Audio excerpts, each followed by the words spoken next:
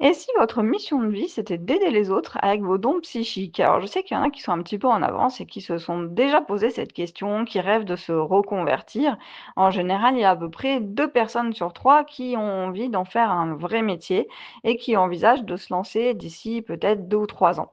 Mais peut-être que vous n'y avez pas encore pensé, ou vous pensez aussi que ça peut pas être un vrai métier, qu'on ne peut pas aider les autres avec ses dons, alors que depuis la naissance, vous avez des dons qui sont déjà activés, par exemple de la médiumnité. Eh bien, dans tous les cas, en fait, je vais vous expliquer dans une formation offerte quelles sont les différentes étapes pour devenir chaman, énergéticien ou médium. Ça se fait progressivement pas à pas. Et la formation offerte, du coup, elle est accessible partout en francophonie et vous pouvez la commencer en un clic en vous inscrivant ici. Et ça vous permettra de voir aussi à quelle étape vous en êtes par rapport à vous lancer en aidant les autres avec vos dons, si vous voulez plutôt en faire un loisir ou carrément votre futur métier. Peut-être même si vous êtes en burn-out, en reconversion professionnelle, ça peut vous donner des idées de ce que vous pourriez faire pour sortir du salariat si ça vous convient plus.